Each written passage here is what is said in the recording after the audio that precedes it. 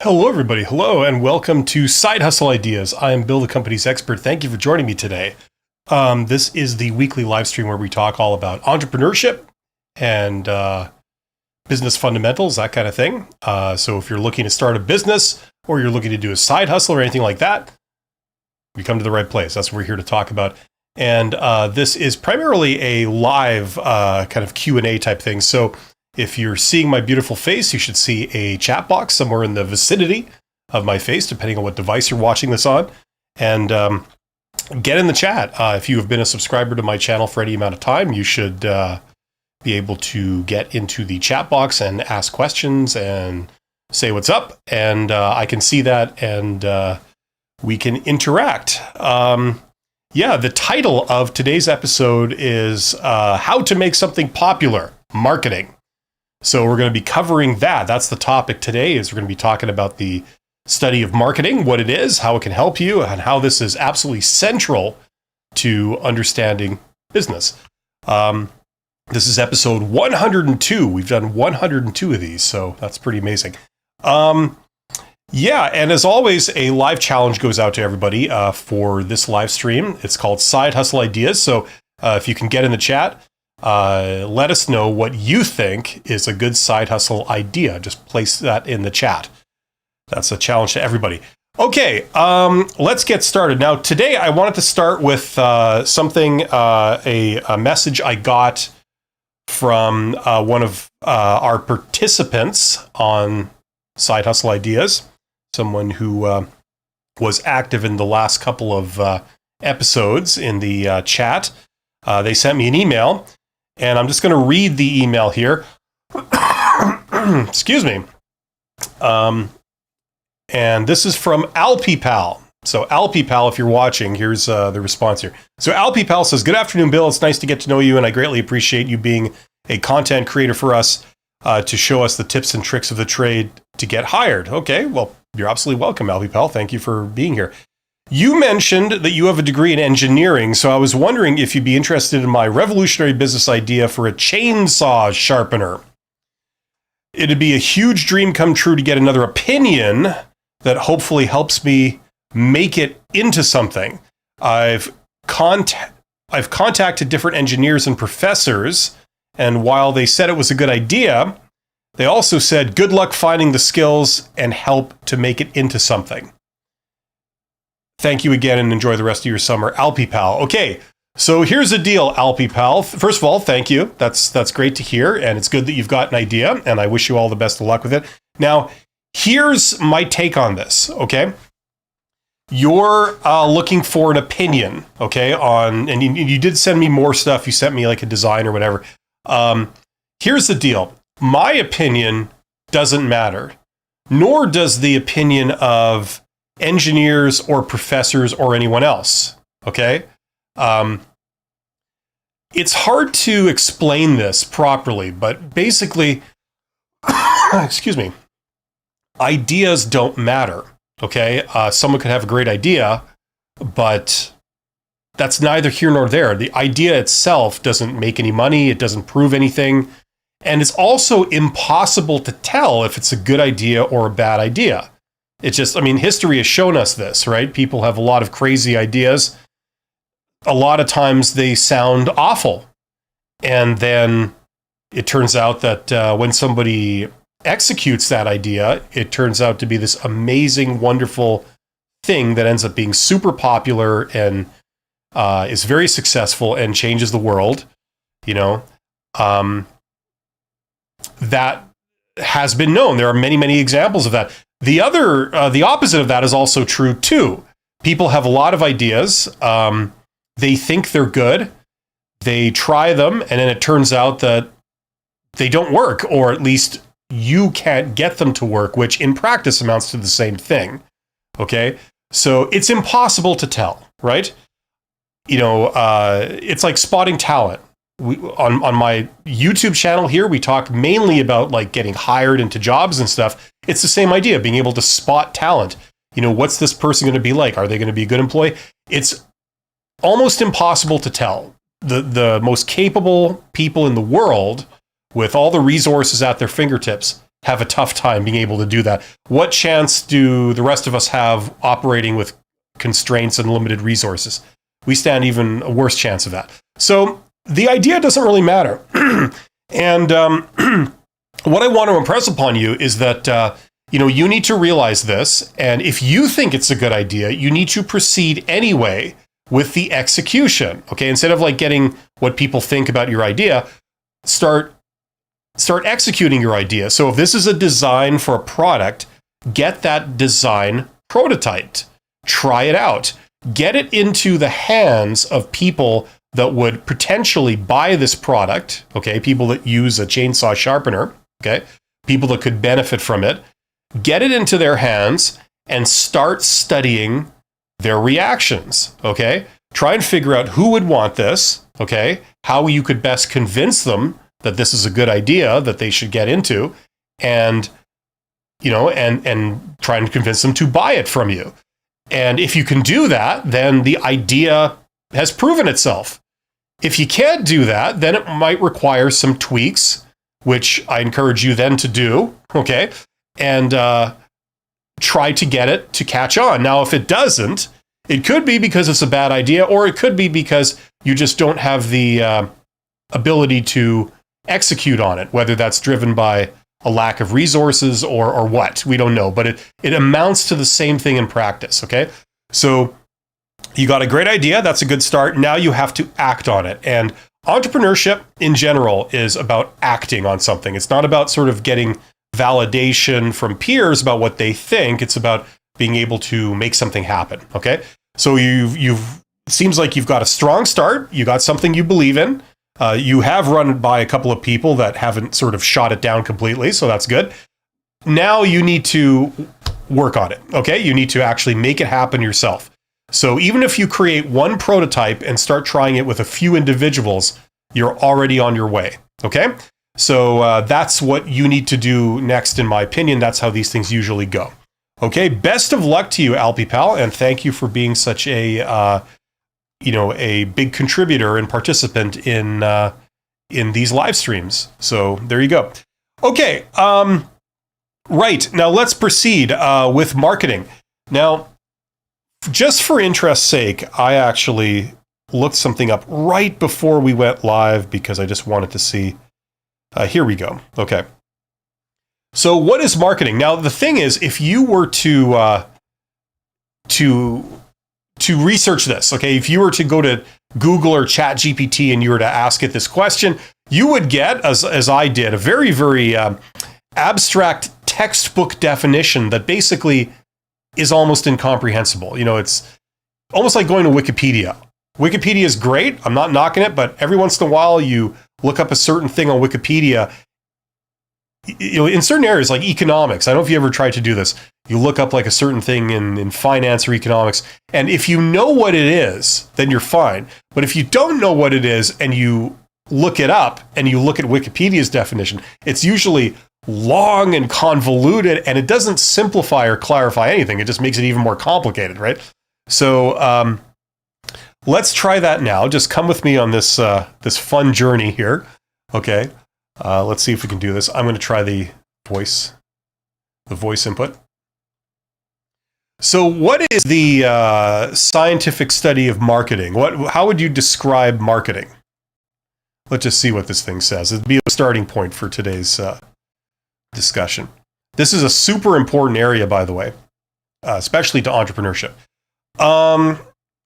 Okay, scientific study of marketing is called marketing science, focused on understanding consumer behavior, market dynamics, and the effectiveness of marketing strategies using data-driven approaches. You see, already I'm confused. I don't know what the hell that means in any real terms, okay? So this is what I'm talking about. You could go and do this kind of thing, but let me break it down for you. Marketing is the scientific study of customers and potential customers. That's what it is. It's a scientific study of customers and potential customers. It's also, the other way I would define it is, it's how to make something popular. It's the scientific study of how to make something popular. That's what marketing is. Now, as you can hopefully appreciate, this is tremendously useful to know. For example, we were just talking, I was just responding to Alpipal and his idea for I assume Alpipal is a he. Anyway, his idea for, his/her idea for a chainsaw sharpener. Okay? Now, let's pretend that you can make that idea popular. Every single person that ever needs to cut something in the world, you plant the idea that like, oh, they should get a chainsaw. Instead of getting like a saw, or a circular saw or a jigsaw or any other way of cutting something, a knife, a large knife, a sword.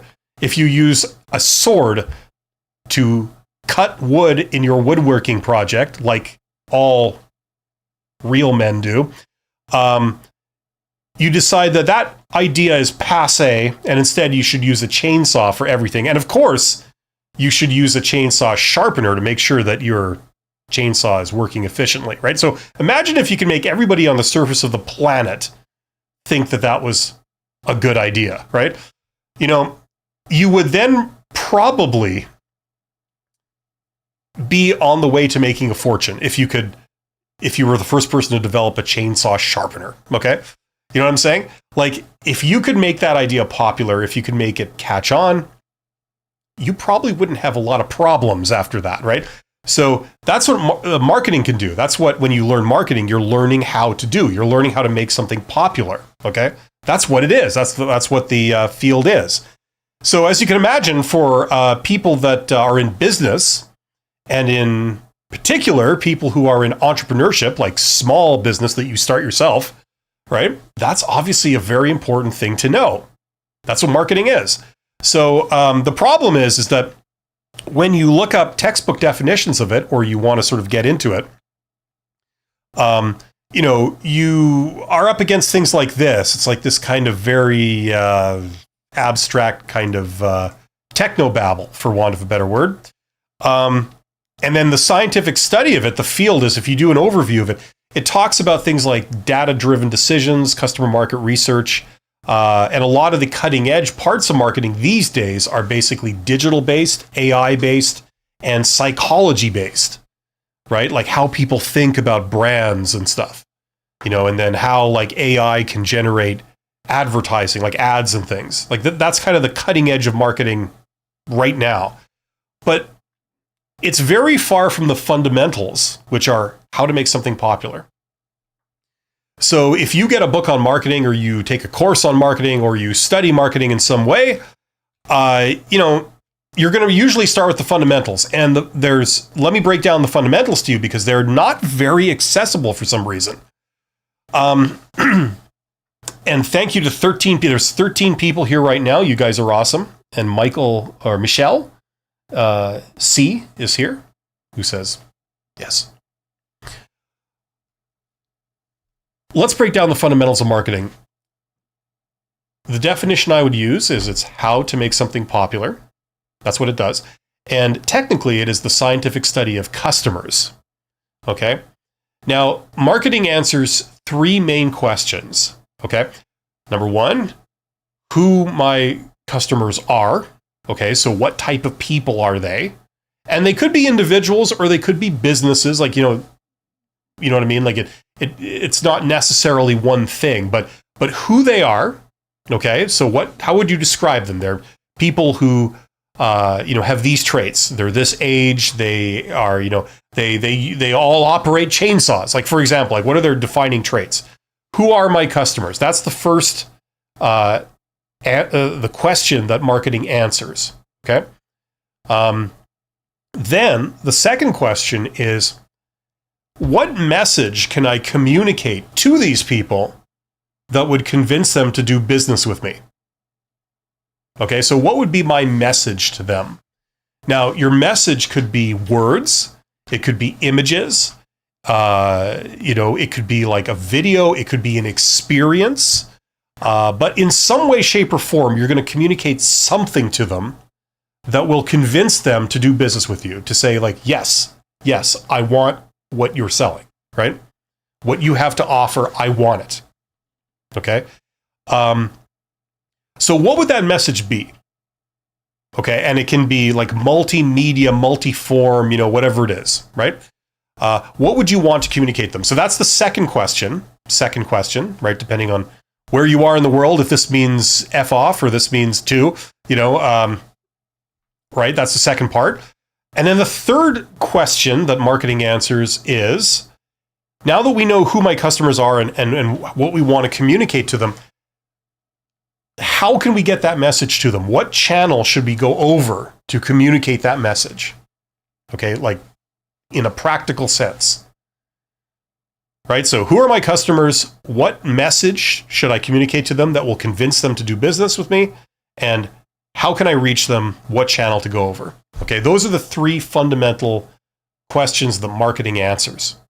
Now, if you had answers for those three questions, being successful in business would be a no-brainer. It would be a cinch, right? It would, like, if you have people beating down your door that all really, really want what you have to offer, and by really, really wanting it, they will pay a lot of money for it, because they consider it something very desirable.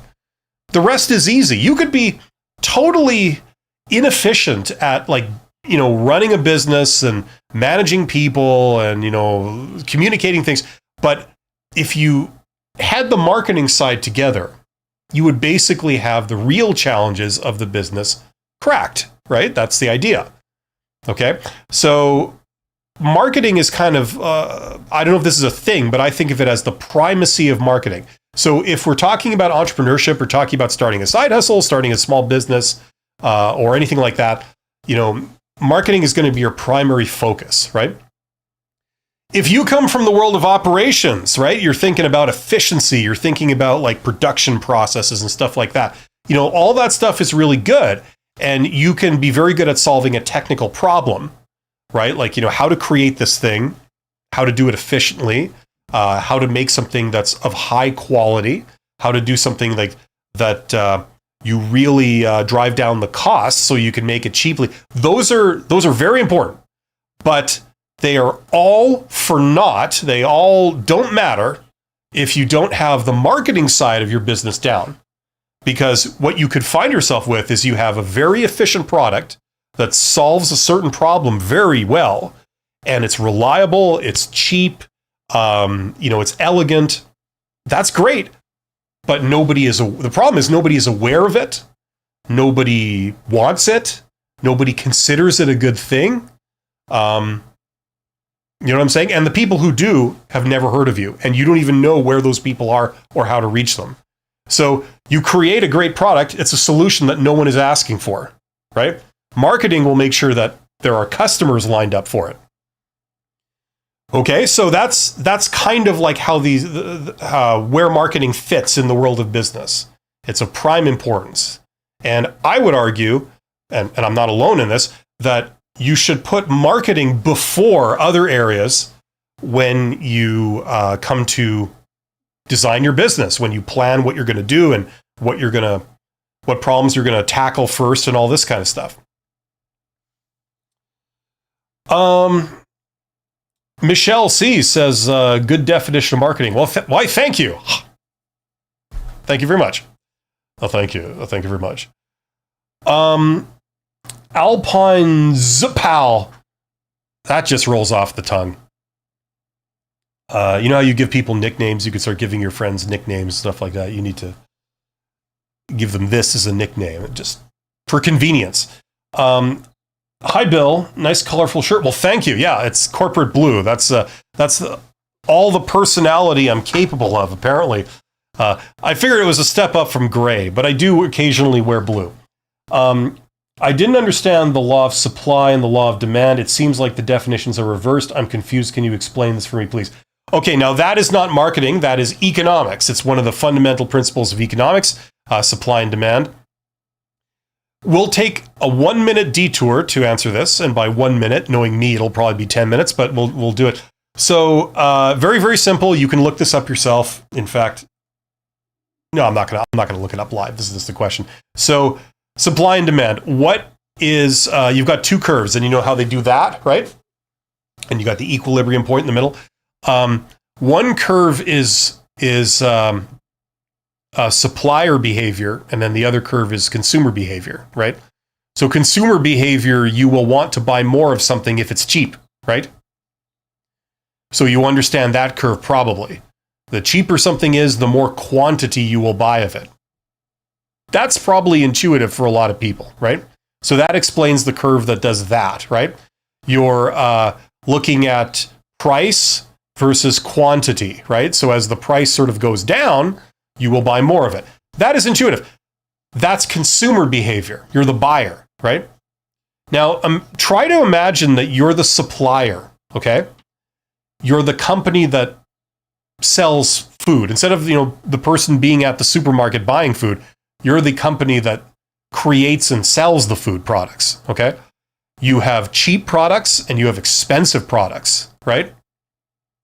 Now, in your world, what you'd like to do is you'd like to do the opposite. You'd like to sell more of the products that cost more because you make more of a profit on an expensive item, expensive product, than you make on a cheap product, right?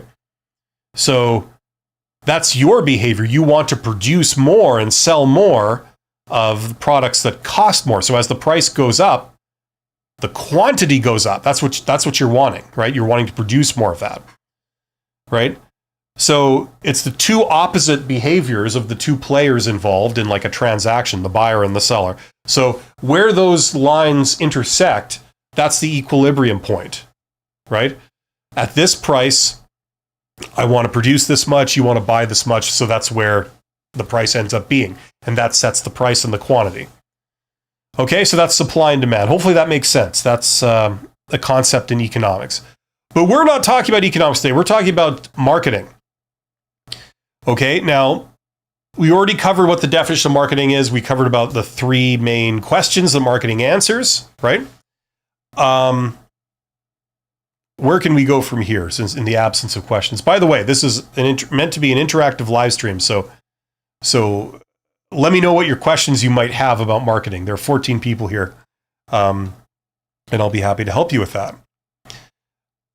Yeah, so this is the thing. Now, what does this look like in practice? If you are an entrepreneur or a wannabe entrepreneur and you're wanting to start your own business, or you're wanting to start your own side hustle, which is like a form of your own business, it's just you don't do it full time. And by the way, I encourage people to start side hustles as opposed to full-blown businesses in general, because it's much less risky. You don't have to quit your day job. You can do this on the side. It's a great thing to do. It allows you to put your toe in the water of business and entrepreneurship, but not take major financial risks and major risks with your life. I think it's a great thing.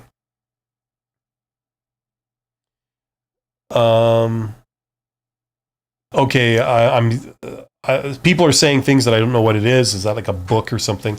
Don't recommend somebody else's book in my space. I'd appreciate that. Anyway. Okay, so yeah, I encourage people to do side hustles. Now, when I say like marketing is kind of the primary thing, and that you should focus more on that than you do on operations, or you won't have a business, what I mean by that is that you can, you change what you do, you change the tasks that you do as a sort of wannabe entrepreneur. Alexa Kent says, what's the difference between marketing and advertising? Well, advertising is a subset of marketing, right? Within marketing is a scientific study of customers, right? And it's focused on basically understanding who your customers are, where are they, what characterizes them, what do they respond to, how they think, what do they want, what do they need, right? And how you can communicate that need to them, like, and say, like, you're looking for this, right? Well, I have the answer to that, right? How you communicate that. So it's a very broad kind of study. There's different parts of it. And within the part of it that talks about like communicating to the customers, there's communication both ways. There's market research where like, you want to learn about them, right? So the information flows from them to you. They're giving you data, right? This is how we think. This is what we want, right? Well, then there's information that goes back to them. One of those is like when you're promoting your product, you call that promotion. So, you're convincing them to buy your product. And that's a form of marketing communication. You're communicating the message back to them. Now, there are many forms of this, right?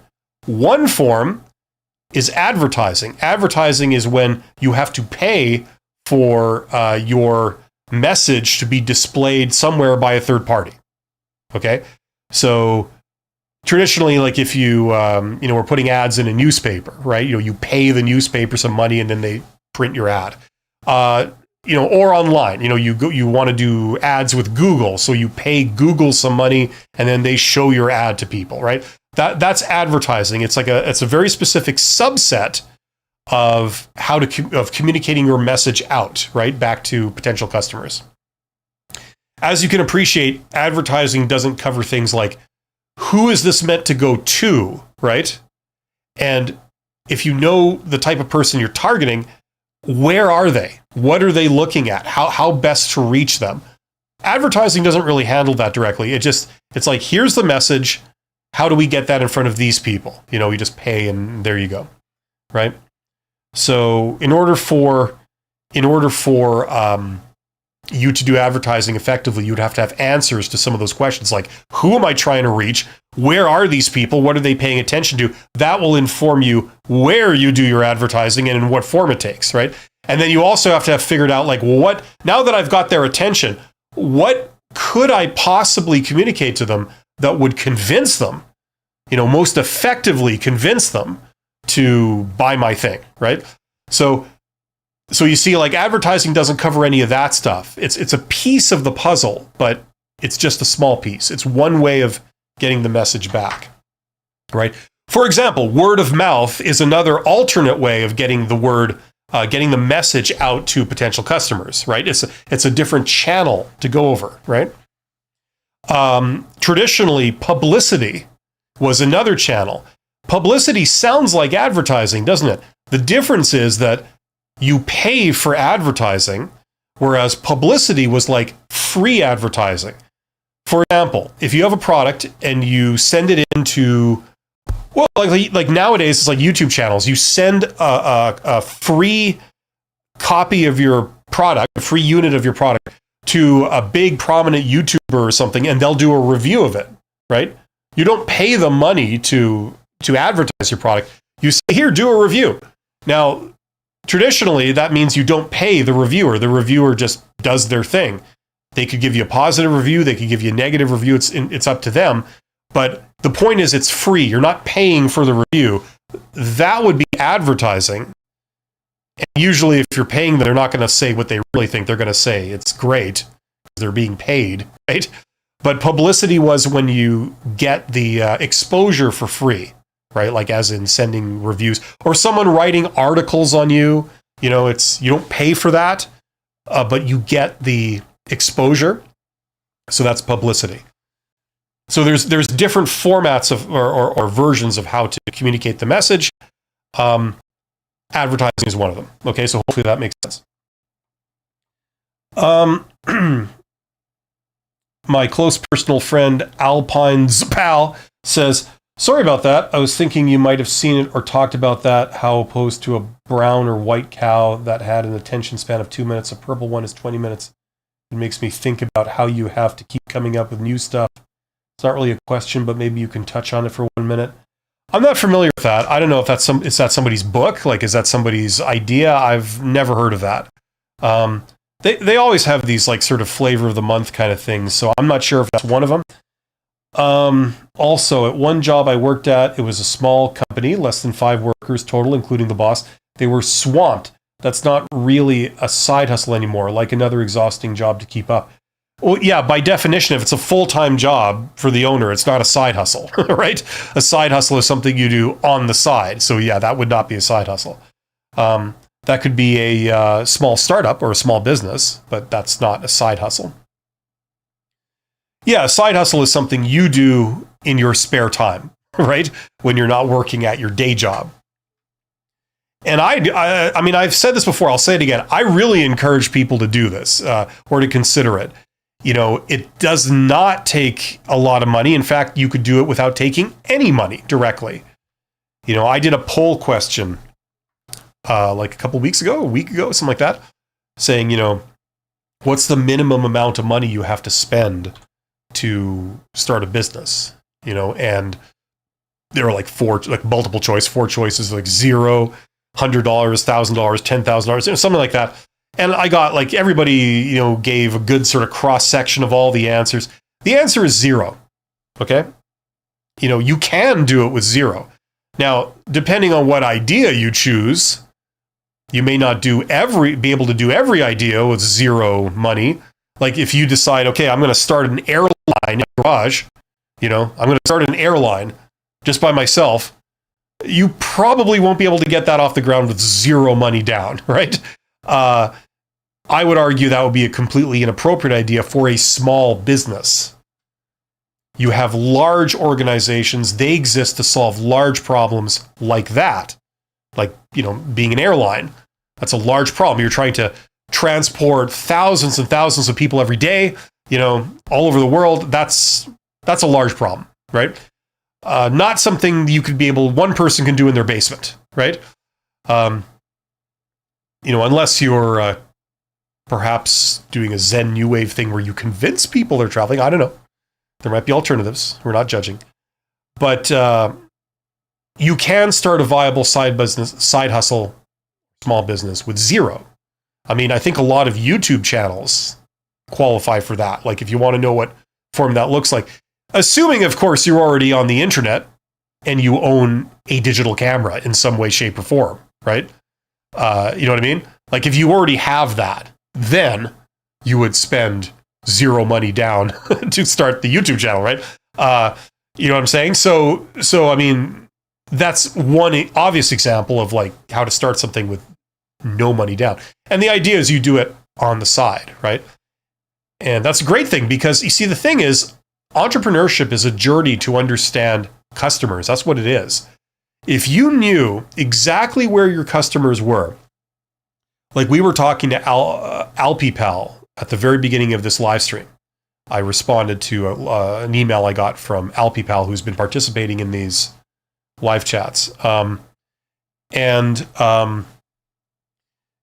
you knew exactly where all the people are who would be interested in your product, and you knew exactly how to reach them all, and then you knew exactly what to say to them to convince them to buy your thing, this wouldn't be much of a challenge.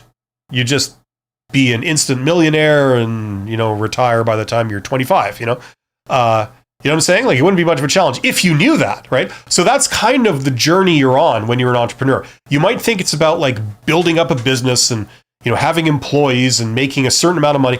No, you're on a journey to best understand your customers, right? That's what success derives from. When people have an idea, they don't immediately know who specifically would be interested in this. Where do they live? What are they called? You don't know any of that. You don't know okay, how much money would they pay for this? They like it, they want it. How much money would they pay? Do you know that? No, of course you don't. If you did, things would be different, right? It wouldn't be that hard to get this business idea off the ground. If you knew exactly how many of those people there were and where they were and how to convince them, this whole thing would be solved. So marketing is the study of those 3 things. So that's what basically it does. It'll answer those 3 questions for you. So there you go. So I am Alpipal. Yes, I wasn't going to say it. I saw the similarities in your name, but it was just that Zapal thing that I thought was entertaining. So I just wanted to say that. Okay, now where did I leave off here? Okay, so that's Alpipal. So Guido, do you think going to conferences is a good marketing channel, either with the product or just as a visitor? Well, that depends. It depends entirely on what you're selling and what the purpose is and what your plan is. You know what I'm saying? If you are going to conferences to promote yourself, I wouldn't have thought, unless you're the speaker at the conference, I wouldn't have thought that doesn't immediately grab me as a great sort of marketing channel. right? Because how many people do you get a message out to when you attend a conference? Not many. You might sit next to people, you could talk to them, you know. Now, if you're speaking at a conference and you're addressing like a room full of people, then that makes more sense. If you're trying to evangelize about, you know, some new product or service or something like that, then maybe that might make sense, right? I think maybe, I could be wrong here, but maybe what you might be referring to is like trade shows. It's like a large industry event, but instead of, you know, all going to listen to a speech, you like have a booth along with many other companies that have like a booth, and you know, they demonstrate their products, they show off like here's what it looks like, here's what it does, you know, here, come on, touch it, play around with it, you know, that kind of stuff. And obviously that's a certain a marketing channel, right? You can get the awareness out there, you can get the word out there. If it really, really impresses people in person, you know, you might generate a bit of a buzz. Maybe, you know, the press, if that still exists, will cover, you know, will do a spotlight covering you as one of the highlights of the trade show, you know, and that way that gives you a lot of publicity.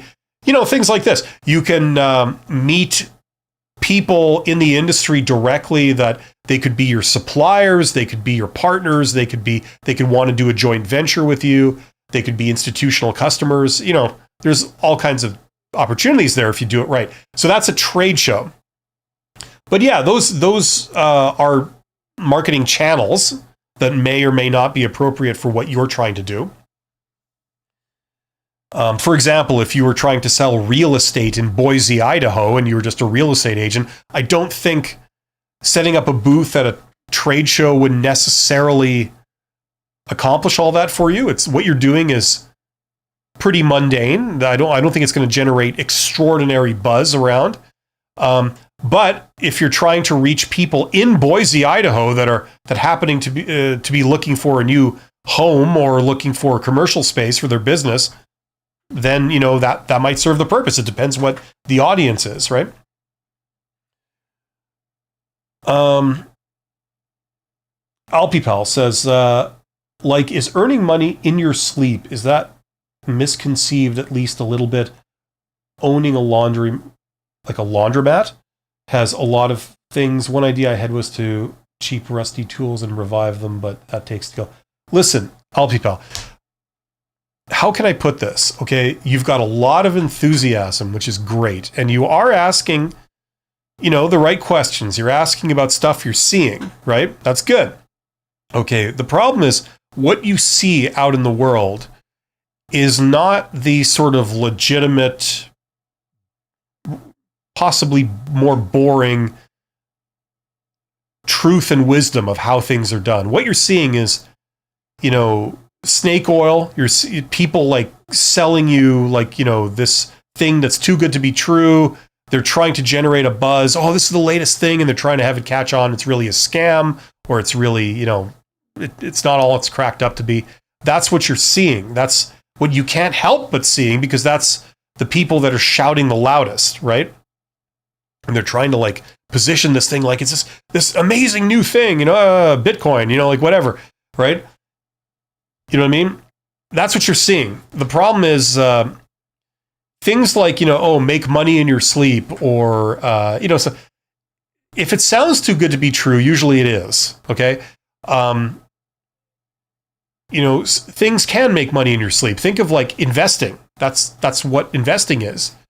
You know, you put all your money in some large company, like say if you could have been there at the beginning with Apple or Microsoft or, you know, those kind of companies, Google, right? You're the first person to invest in them. You just put in like $10,000 and you just sit back for like 40 years and watch it turn into like 40 billion, you know? I mean, yeah, it makes money while you sleep because you're investing in something, you know? If you don't have to run the laundromat, then sure, you know what I mean? Like you hire someone to run it for you. Some poor, worthless chump to run the place for you. They're the ones that have to sweep the floor, clean out the machines, empty the change out of the machines, They're the ones that have to pay the rent to the landlord. They're the ones that have to fix the broken machines. They're the ones that have to throw out all the unruly people that come in there that are abusing the place and possibly vandalizing it. They're the ones that have to call the cops when someone throws someone through the plate glass window at the front of the laundromat because it's a rowdy part of town. You know what I mean? Like if you're not running it, yeah, it makes money while you sleep, right? The reality is that someone has to do that, and usually it's going to be you if you own the laundromat, at least in the beginning, right? So, a lot of these things are kind of get-rich-quick schemes that they're not real. They're fake, It sounds too good to be true, and it is. Emphasis on the I sound, not the E sound. Pal? The I sound. Don't try to say phonetics over typing. It just doesn't work, especially on me.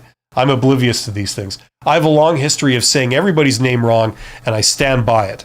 So it's not intentional. It's just the way it is. And I've made several blunders like that at a high level, too. Anyway, so yeah, that's the deal. So what I wanted to say about this, the last kind of thing I wanted to cover was we've talked in this live stream about the primacy of marketing, how it usually comes first in importance, and it usually comes first in terms of priorities when you're actually doing business, right? And when you do marketing, the tasks you do, the types of things you're doing, and the types of problems you're trying to solve are quite a bit different than, say, in operations, right?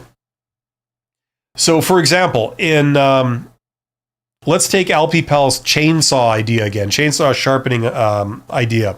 So, on the operations side, you would do things like, okay, let's design the chainsaw sharpener. Let's figure out, what is a way to sharpen a chainsaw. Then, once we know this, let's design our product. Now that we know the science about how to do this, let's design a product that does that, but it also is under additional constraints, like you can make it for relatively cheap, you can sell it, it's reliable, it's safe, it's got quality, safety, reliability, and all these kind of things. It's intuitive. When people get this thing, they kind of understand how to use it correctly. It's not something you need to accompany with like a book this thick of instructions, right? And so on, right? We're going to turn that learning into a product. And then once you know what the product is, then you worry about producing it, right? We're going to essentially manufacture this. You have to do it for cheap. You have to do it efficiently. You have to do it reliably. Those are all problems on the operations side, right? And for a lot of people, when they think of doing a business, that's what they think that they're going to be doing. Oh, I'm going to go into business. I'm going to sell arts and crafts. Okay. So they think about, okay, how do I create the arts and crafts? I take some sticks, I take some mud, I take some glue, I take some sparkles, maybe a little bit of paste and construction paper. I whip them all together and poof, I get my thing, right? This is the perfect product. And then they think about all the different variations of that and exactly what kind of product they're going to make. That's great. But that's not addressing marketing. So the problem is, in the end, you could turn out with okay, I've made all these great arts and crafts that I think are beautiful. No one has used glitter and paste and construction paper like this ever before. I'm a wizard with paste and sparkles and construction paper, right? And all your research and all your effort was spent on that. Then you realize when you try and sell it, you have no idea what to do. You have no idea who could want to buy it. You have no idea where those potential customers are. You therefore have no idea how to reach them or what to say. Should I just put a picture of it? Or should I do a video? Or should I do a demo? Or should I tell them about it? You know what I mean? You don't understand any of that. So nobody ends up buying it because no one's aware of your product that wants to buy it. So instead, you front load all the marketing stuff. You say okay, before I even worry about the finer details of a chainsaw design or a chainsaw sharpener design. Let's go find who uses chainsaws. Let's answer that question. Who owns a chainsaw? What types of people own a chainsaw? It turns out that, okay, in my region, 1,000 people own chainsaws. But then also 50,000 businesses own several chainsaws each. So it's like, okay, maybe instead of selling to individuals, consumers, I should try and sell to businesses because they buy, 100 times more chainsaws than consumers do.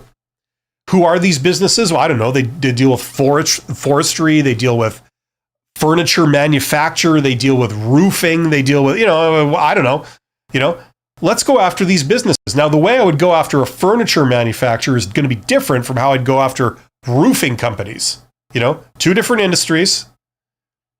They're different sizes of companies, and they operate completely differently, and they care about different things. Maybe one cares about, just give me a basic chainsaw. I really don't care. The other one is like, no, we care about safety first. It turns out. I don't know.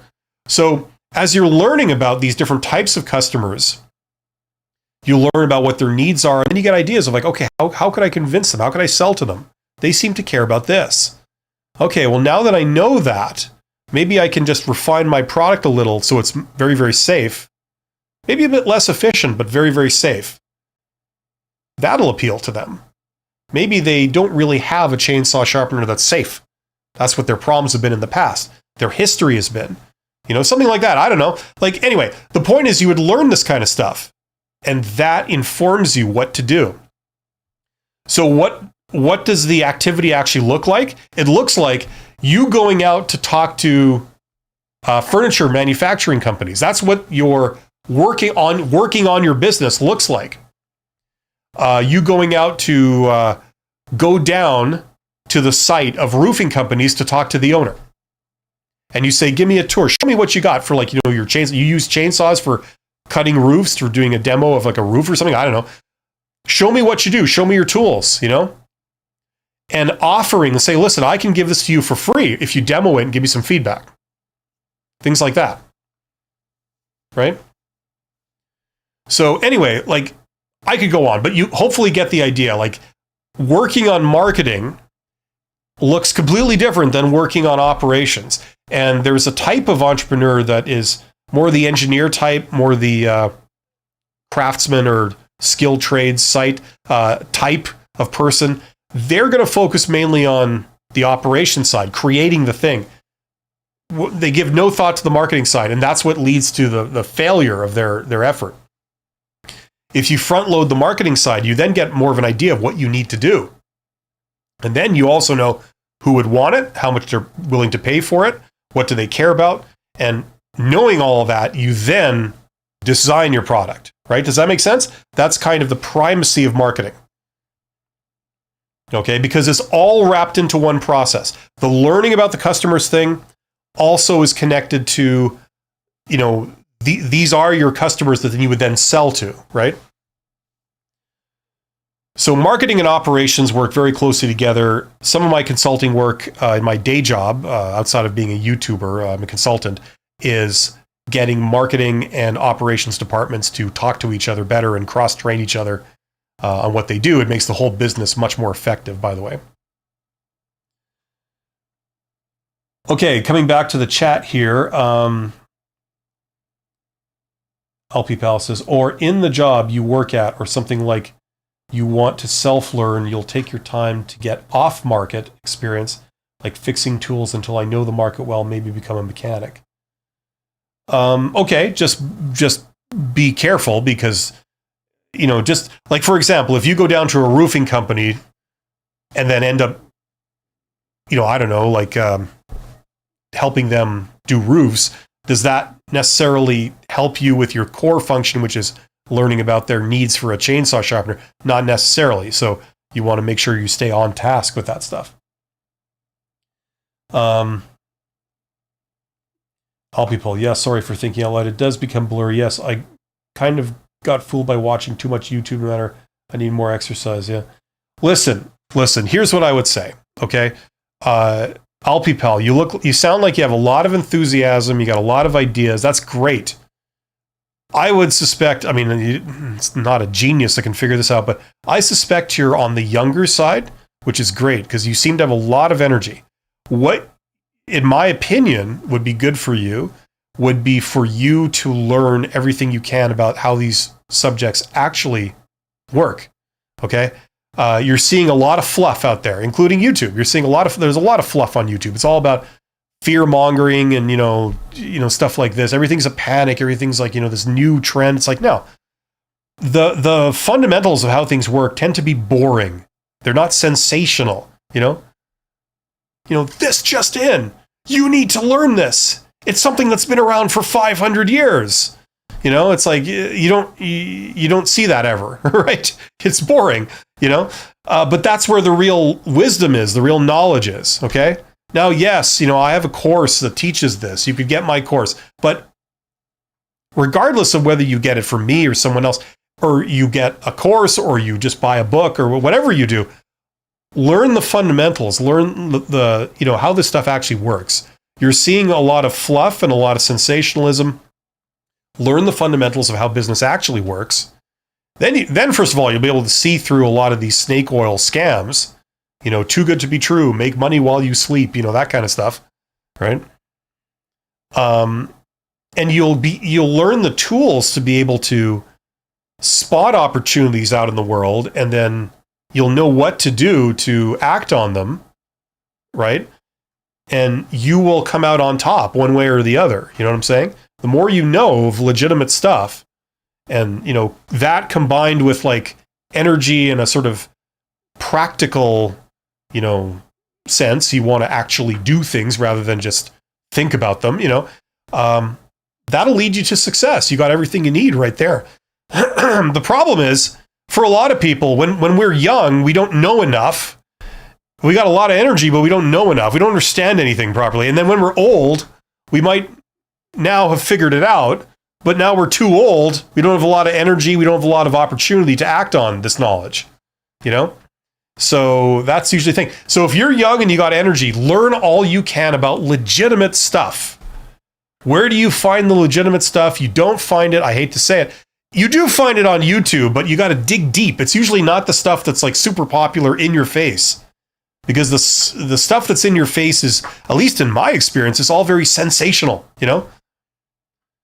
I'm going to tell you this very mundane thing, but I'm going to act like it's something new and it's something, that no one's ever heard before, right? Or it's like, I'm going to pretend it's some kind of big panic, which it isn't.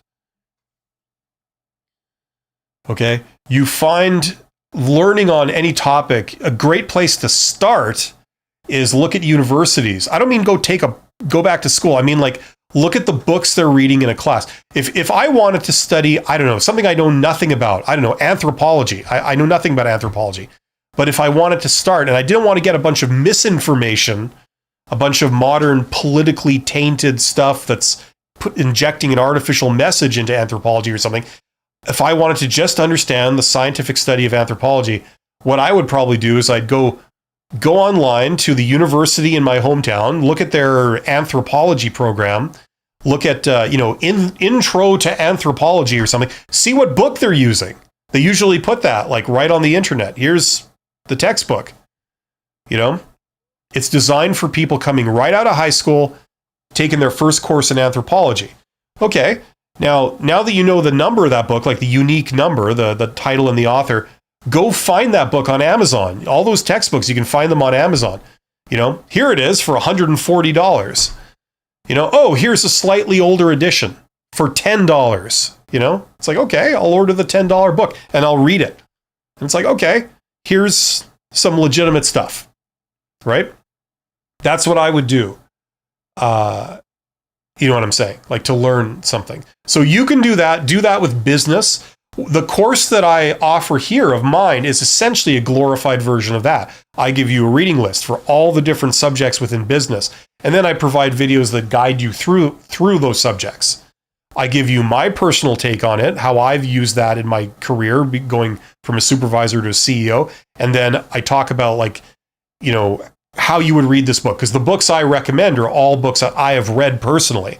So I know what's in them, and I know how valid it is. So I say, like, this is kind of what I consider to be the very important material. This is sort of less important. This is more important if you want to know the history and stuff. It's okay. But the fundamentals are right here, you know? So I kind of guide you through it. You know, so you could take that, or you could take some equivalent, but get legitimate knowledge. Don't just listen to, I hate to say it, but don't just listen to a lot of, you know, YouTubers sensationalizing the stuff or get rich quick scheme stuff. You know, there's no substitute for knowledge. People will convince you that, like, you don't need to know anything, but you can just make tons of money. Usually it doesn't pan out like that. Usually, you know, the people who make money because they know something everyone else doesn't, or most people don't. You know what I mean? It's not always the case. There are exceptions to that, but usually that's how it goes. You know, so that's the deal. Or, you know, it's a manual labor thing where, like, you know, you're paid for sweat rather than decision-making ability, you know? It's like you just have to, like, we need a wall built. You get paid for building the wall. Doesn't require a lot of thinking, requires a lot of doing, right? But usually starting businesses, you win because you've thought of something. It's the thinking, you know? You then have to do and execute it, but it's the idea was good, the plan was good, the way you're going about it is good, the execution. That's usually what leads to success.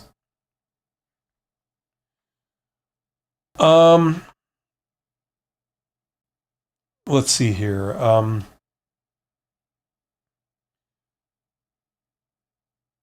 Alpi Pal. Okay. Gotcha. Yeah, there was a product that shoots a bag around a wheel to stop it. Definitely a cop product. Content is very important. Okay. Guido, would you be willing to talk about a case study of your day job sometime? Would be really interesting to see a specific real world case. Anonymized, of course. Yeah, I generally shy away from that because I'm already breaking. It's weird. I feel like I'm breaking a lot of career rules by even being on YouTube. Like, I basically committed career suicide by coming online and talking about the things I've already talked about when it comes to my personal stuff. So in one sense, I've got nothing to lose, but in another sense, I'd be digging myself even deeper into a hole. If something comes up that's like really, really like a great example, then yeah, I'll say it. But I'm not just going to talk about all kinds of business because anyway, there's just consequences for that. It's hard. You see, the thing is, when you're running a company and when you're dealing with other people, you're privy to decisions that are not public, right? Like, they're making decisions about what they're doing. They're revealing what they think of different things, like they're afraid of this or they don't want to do that, or, you know, things like this. And so depending on what I talk about, if I talk about anything that kind of infringes upon that is not something I want to do because it could create complications for me down the line. So I've already really bent the rules by doing this. What would be really interesting to see a specific real world case. Now, I have talked about specific real world cases about several things that I've covered in my career, specific problems. I revealed several real world examples when talking about trees, TRIZ, or for Americans, TRIZ. You know, like problems we had in production and stuff. I worked at the railroad where there's production problems we had. I've talked about a lot of those in a lot of mainly older videos and stuff. So I have gone into that stuff quite a bit.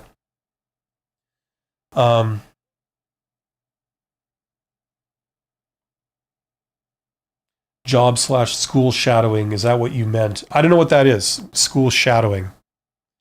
But I meant what I said, right? Get the textbooks, read the books. You know, that'll give you this is what the study of that subject actually looks like. You know, for people who study it. This is what it looks like. You're getting the same source material.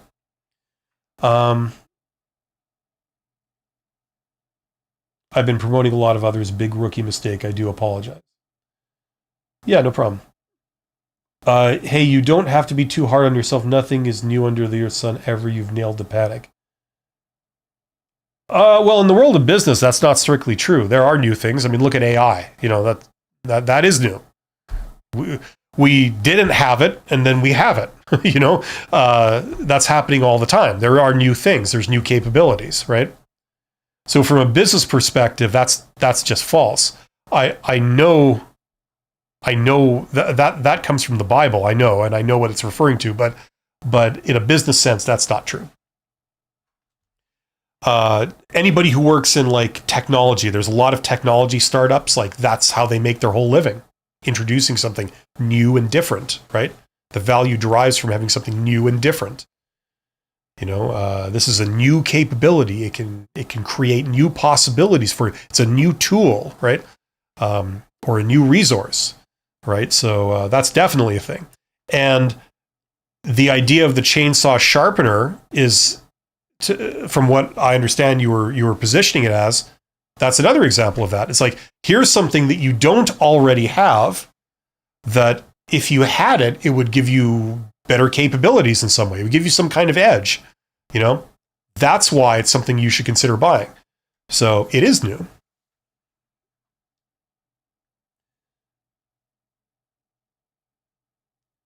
Yeah.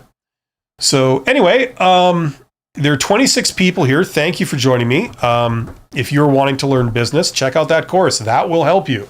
That will shave years off your journey for trial and error of like starting business, as will a real business degree. If you go back to school and you take a business degree from a university or something, or a college or whatever, it'll help you. It'll help you learn the fundamentals of this stuff,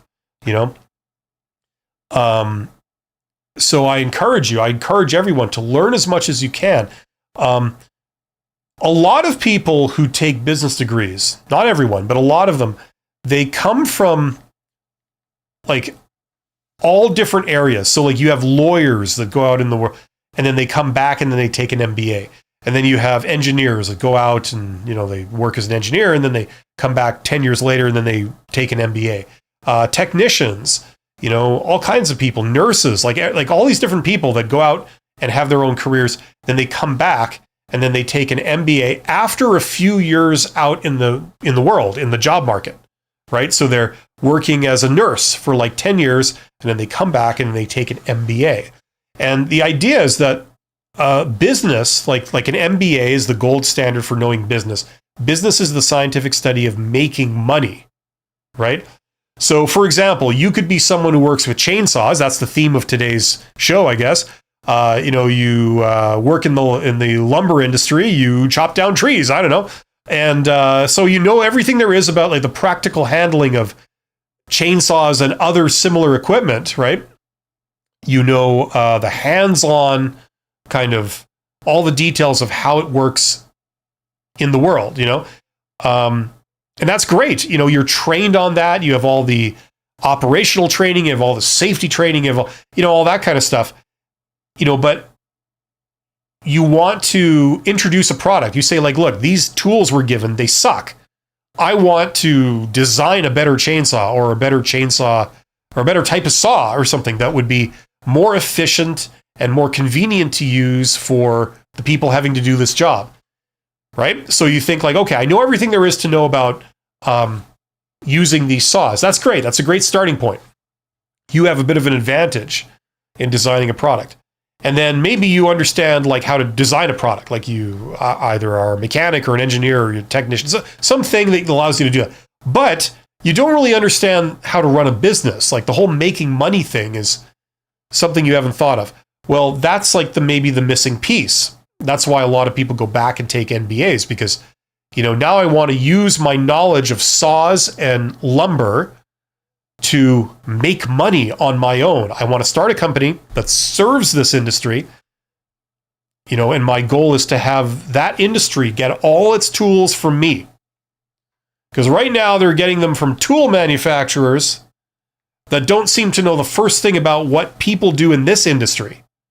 So they're not giving them the tools that are ideal for this industry. There's an opportunity, right? I know that industry. So I'm equipped to know what would be better for them. But I don't understand how to run a business. I don't understand things like marketing or even things like accounting or finance or operations or quality or any of the other areas. I don't understand any of that. Maybe I should go learn that, tack that on. And then not only do I understand like a business need, I can see an opportunity, but I also know how to make money doing it successfully, right? So, I mean, that's the reason I do my live streams, is because there's a lot of people out there with great ideas, but they don't understand the business part. It's the same reason why a lot of people go out in the world and they come back and take MBAs. And they love when they're in, because if they've tried several startup ideas that have failed, they go back to school and they're sitting in class or whatever, and they go, that's the thing I didn't know. That explains why this didn't work. You know, I've had a few of those moments in my life too. You know, because they're giving you gold. They're giving you the keys. Like, this is how you do it, right? Anyway, so that's a thing. So look into that if that strikes a chord with you.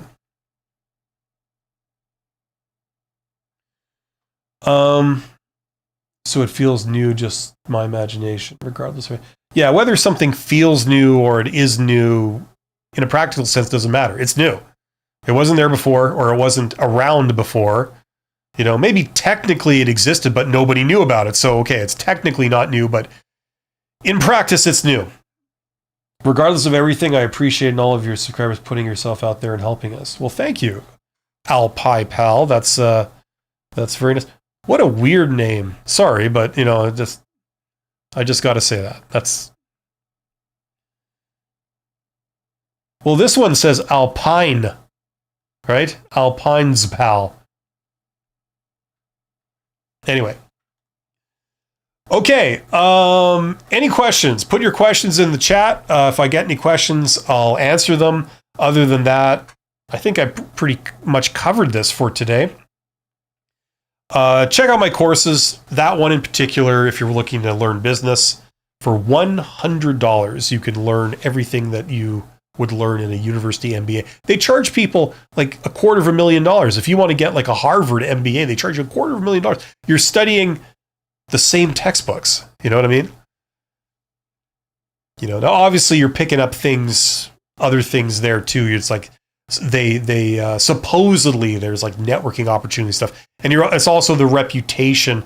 A lot of big companies will just hire you because you went to Harvard, you know, so they're assuming that, okay, you must be smart. I don't know. President George Bush went to Harvard, didn't he? Was it Harvard that he went? He went to one of those Ivy League schools. To me, that kind of bursts the bubble of like, you have to be smart, you know? I mean, I don't know. I'm just going off what he said, the way he tripped over the English language and fell flat on his face all the time. I don't know. But then again, I kind of do that too, so who knows? You know, but if you're just wanting to learn the material, you're wanting to learn the fundamentals of business, learn it. You don't have to break the bank. You just have to go to the right places. And the places are usually pretty boring. It's like learning grade 12 math. It's not exciting. It's not sexy. You know, it's mundane, it's boring. But it's there. You can learn it without like having to go back to high school. You can just get the books and learn it right from the source, right? Same idea.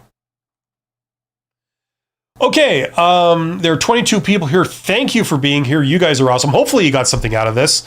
I encourage you, each and every one of you, learn all you can and think like an entrepreneur. You know, don't take major financial risks in your life. It's not worth it, especially if you're just learning. You know, you're on the learning curve, right?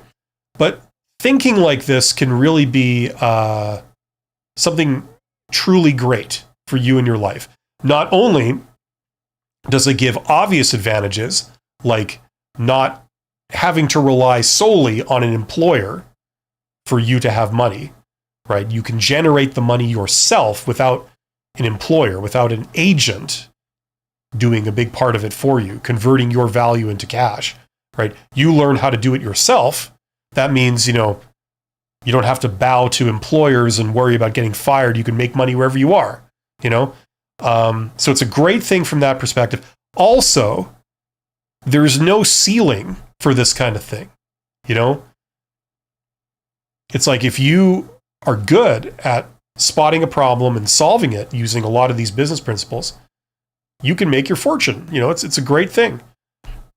Does that happen to everyone? No, it doesn't. But it happens to some people if you're good, if you really work at it, you know? It does involve a bit of luck sometimes. You have to be in the right place at the right time to a degree, but it's fundamentally a very, very good thing. It's good for reliability and it's good for prosperity. And I would encourage everyone to, if you already have an interest in this, I want to fan the flames of your interest. Whether or not it's with me, keep that flame alive. Learn all you can. Go out, try stuff. Cheap and simple things you can do. Just try stuff to learn about how stuff works. And you do that for a few years and you will come out on top, I guarantee. We got a couple of things here. The Nanankan, if I'm saying that right, I'm sure I'm not. I'm sorry. Says, thank you for everything, sir. You're welcome. I'll be checking out your course shortly now at the stage where I'm interested in my own business. Well, good. Hopefully, that is something that you find worthwhile. For what it's worth, I have like videos that describe each of my courses. So it's like a FAQ for the course. So you can, it's try and be as transparent as possible. You see how it works. You see what you get, you know, before you jump in. I'm interested in my own business, was a silent viewer, but glad I caught this live stream. Best wishes and cheers, Don. You're welcome, Don. Nunakun. Okay, gotcha. Well, thanks, everyone. You guys are awesome. Take care. I'll be back in 45 minutes with a regular live stream on jobs. I'm collaborating with Abby from the YouTube channel Life Work Balance. So we're going to be answering job questions together. Stick around for that if you're interested. Other than that, have yourselves a great week. And I will see you soon. Take care.